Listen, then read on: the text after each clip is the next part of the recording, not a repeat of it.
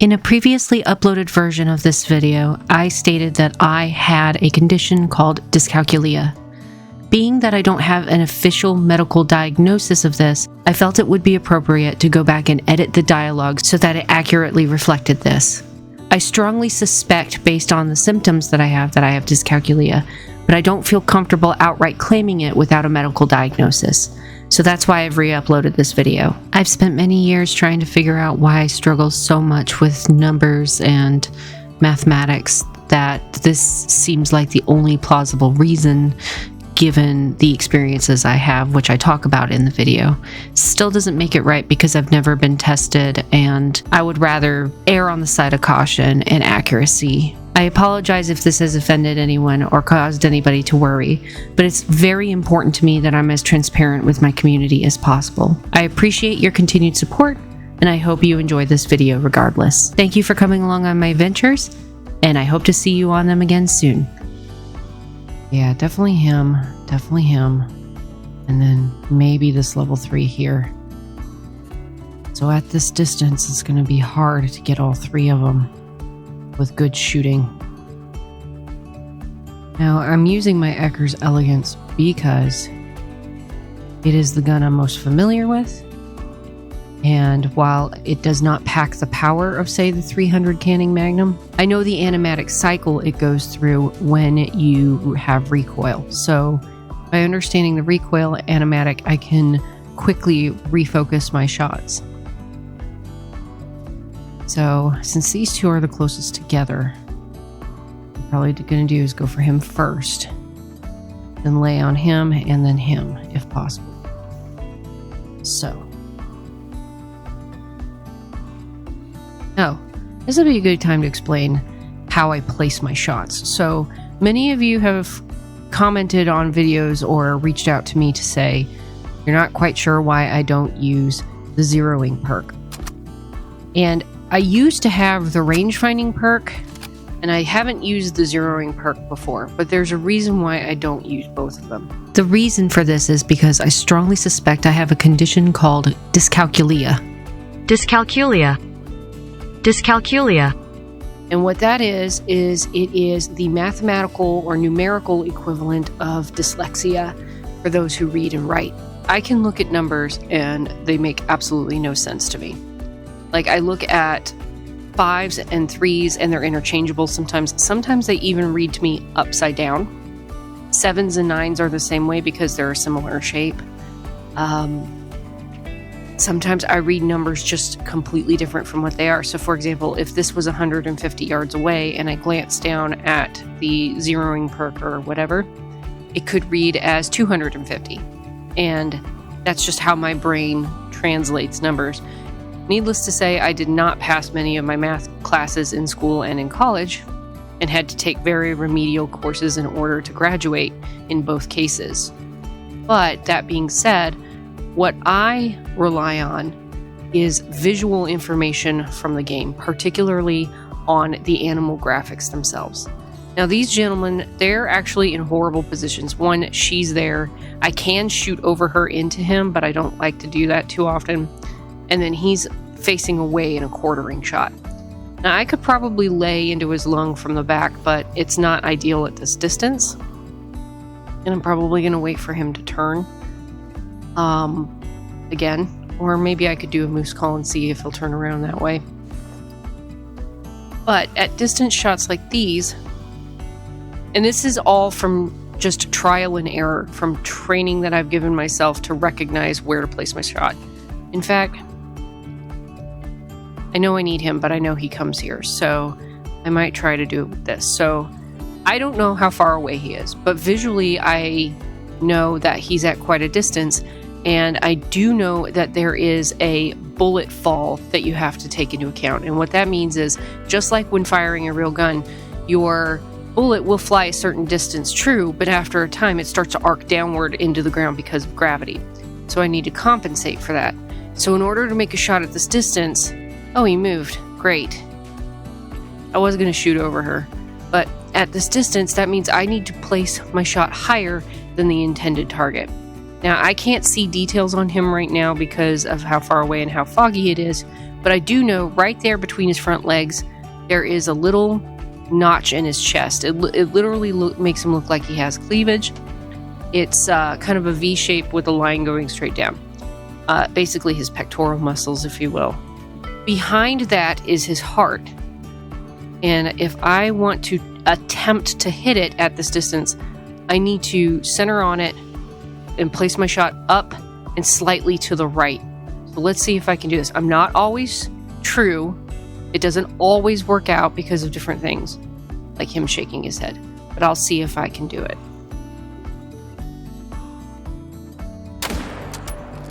Okay, so I did not hit his heart, but very likely I hit a lung because he was quartered.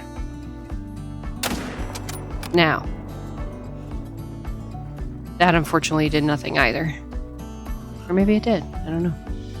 So like I said, it's not always accurate, especially if I'm going for such a small target like his heart.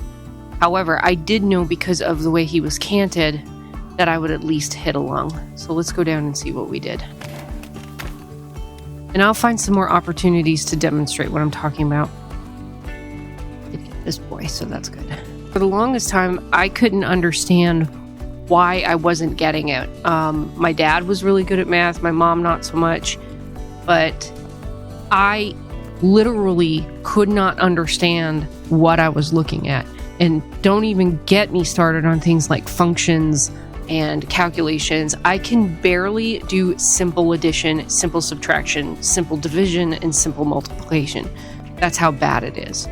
But I've taught myself some ways to get around those things because I see this as a challenge that needs to be overcome and not necessarily like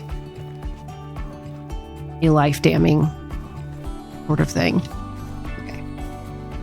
We've picked up his track.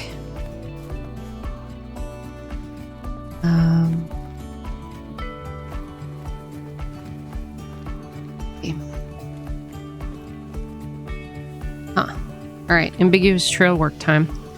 So when we have ambiguous trail work, I like to find that cone of certainty. I know this is probably him right here, or one of the females actually. And then using the cone of certainty, I just place a marker in the middle and look how far off it was. Not very far off at all. But within that cone, you just kind of fan out and do that sort of thing. Now, on that second shot I took, I may have actually hit his other lung. I'm not sure because he was on the trot. Let's see what we did. Nope, just the one. So yeah, oh, look how close we were.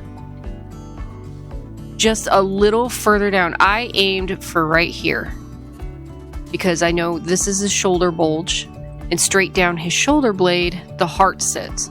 So I was incredibly close. If I had just come down a little bit, we would have been fine. But yeah, that's how I do my shot placement. I can better demonstrate this on Tiawara with my red deer grind because I've got that down to a science. So maybe I'll do a little of that here in a little bit to kind of demonstrate what that looks like. All right, everybody, I'm back on Tiawara so I can demonstrate the long distance shots that I'm particularly good at using my visual shot placement method. I've picked out a target over here who's generally in a good position. And on average, whenever I shoot at this distance, I'm usually placing the shot at 340 yards. Visually, I look for the bulge or the arch in the shoulder right up here. What I'm going to do is I'm going to place my shot just above it, and gravity should pull the bullet down into the lung. So if I am successful, you'll get to see that in practice. So here we go.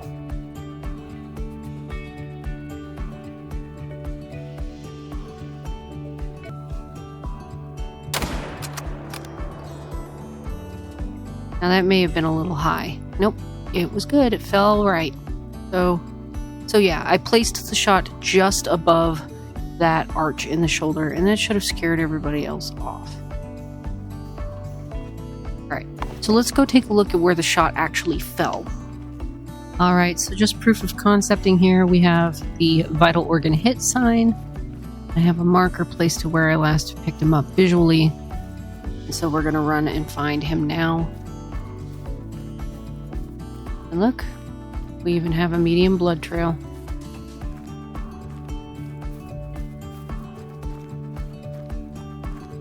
be too far. Yep, there he is. Awesome. Now let's take a look and see where that shot actually fell. Okay. It went right through the scapula into the lung. Now that's a little bit higher than I like, and I noticed that when I was placing the shot initially. But yeah, this is the bulge that I look for, is this shoulder rise right here. And since he was standing right about here, I wanted to put it right about here. That's where I wanted to aim for, so that gravity would pull it down into the lung. But as I took my breath, I saw my gun swing just a little bit higher, and that wasn't ideal, but we did get the job done. So it does take some practice. It does take some visualization, and that's generally how I do it, is I just get this reset. I just look for these features on the animal that I can rely on. So like the bulge in the shoulder, the line behind the shoulder. That's a great placement technique for lung shots. For heart shots on these animals, this is a big challenge for me because I'm not terribly good at it. But if I was to practice, what I would look for, I'm looking at the x-ray right now, and the heart hangs lower than in most of the deer that I see. So I guess I would generally aim for this lower bulge right here, right at where the fluff kind of meets the neck. So I'll have to practice with that and see how accurate that becomes. But yeah, that's how I do it.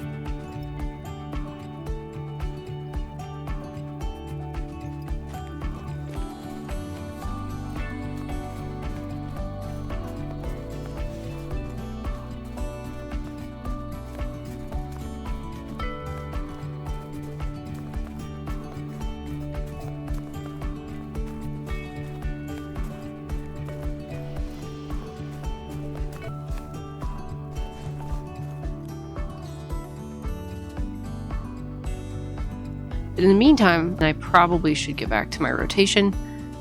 I think we're ready to do a river run now. Because, yeah, that's fading out and we've got all this to get through. I need to put a tent right here. This is one of the most annoying corridors in the map. But I also need to put a tent right here. I've got a little more beefing up of my rotation to do to make it more efficient. But it's going really, really well. And thank you all for asking after it and saying, hey, how are you doing? I turn the question to you guys. How are you doing? How's your grind coming? How's your playing experience? Have you found anything neat? I'm genuinely curious to know. And please drop that in the comments and maybe we'll converse about it.